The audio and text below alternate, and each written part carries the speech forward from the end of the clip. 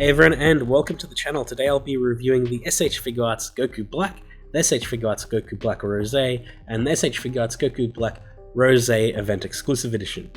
I thought it would work pretty well to review all of these together because they are all the same base, but they do vary in accessories just a little bit between each release.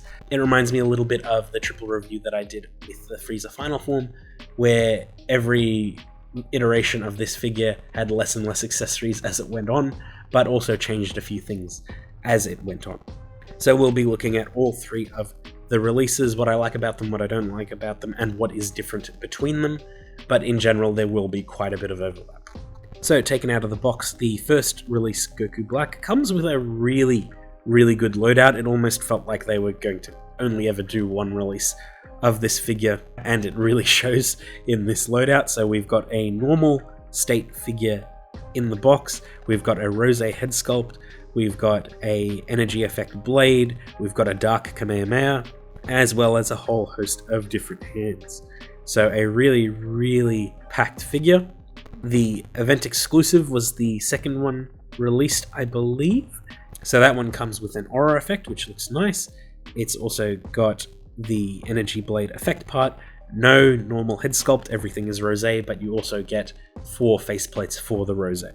And then the standard release one that does get re-released fairly often, and is the most recent release, that one is just the Rosé head, no effect parts at all, and 4 faceplates. So you can see that the style of the figure has changed over time.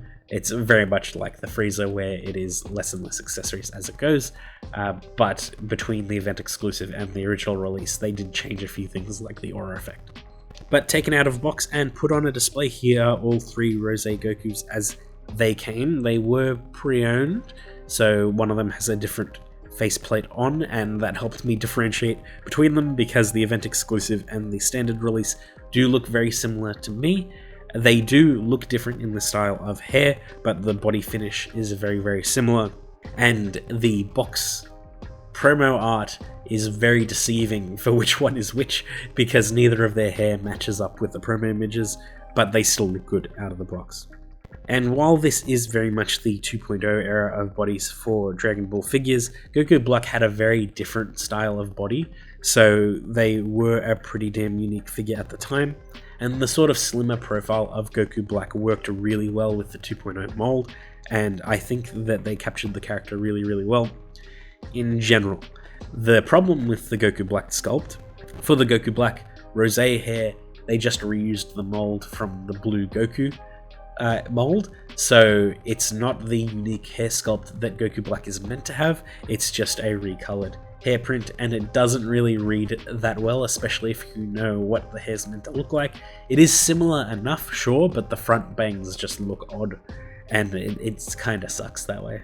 If they ever revisit the mold, make a 3.0 Goku Black or something, I'm sure they'll address this, but a lot of third parties have fixed this, which is kind of cool, but I don't collect third-party Dragon Ball S.H.Figuarts, so I'll have to just grin and bear it.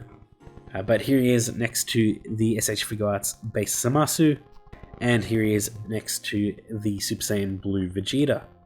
For posability, I'll be going through it with the original figure, just because it's the same posability across the board, and he's the oldest figure, so if there are any problems for age-related issues or use-related issues, he'll probably show it the most.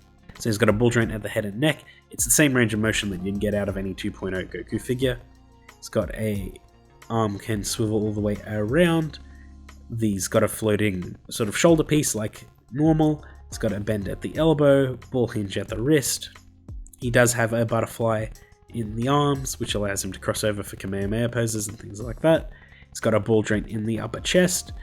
Not a whole range of motion, but pretty standard for 2.0s. So he can crunch forward and back that far, side to side, the whole business. His little skirt piece is a softer plastic, so it moves with his legs as he does the split forward and back. He's got an upper thigh swivel, bend at the knees, as well as a pivot, bend, and bend at the ankles and toes. The boots do restrict the ankle pivot just a bit, which kinda sucks, but in general you can get what you need out of the figure. The posability is generally the same for every single Goku Black. You just might have unique quality control issues with each one. Like my standard release Rose Goku, sometimes when you do the splits it'll just pop off his leg entirely. He decided not to do it on camera, so that kind of sucks because I really wanted to show that. But as soon as I stopped recording, he started doing it. So I don't know, the camera just really makes it so your figures behave, which is weird. But in terms of faces, we've got a pretty good amount across the board. So the baseline Goku Black has got this smirking face out of the box, as well as a teeth-gritted face looking to the side. For his Rose head sculpt, he's got a neutral face looking forward, as well as a shouting face. I will also say that while I wish we had more faces for the base Goku Black, I do appreciate the swappable head mechanic, and the shade of pink that they've done for this baseline Goku Black is so beautiful. It looks like picture perfect, I would say, from my memory of Dragon Ball Super, and I really like that vibrant pink, and the nice shading in the hair just looks fantastic. I don't like the metallic finishes nearly as much on the other ones. They do look nice, but I prefer this sort of matte finish and the particular shade of pink that they used. For the standard release, he came out of the box with a smiling face. I'm pretty sure that is just because it was a pre-owned figure. I think he's meant to come with the neutral face. He's got a teeth-gritted looking to the side angry face.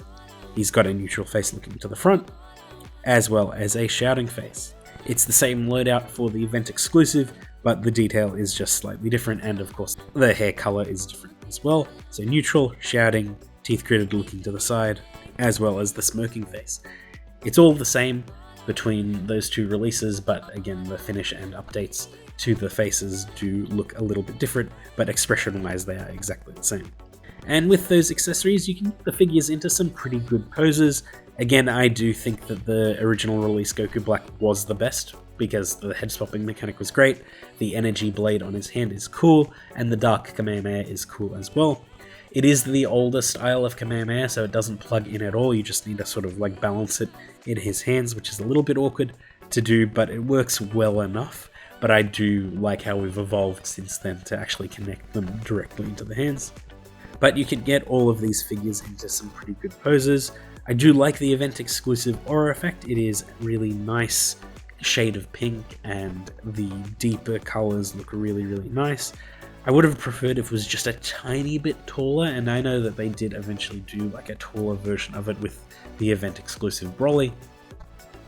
But that figure is really hard to find now, and you know, in different colors and everything like that.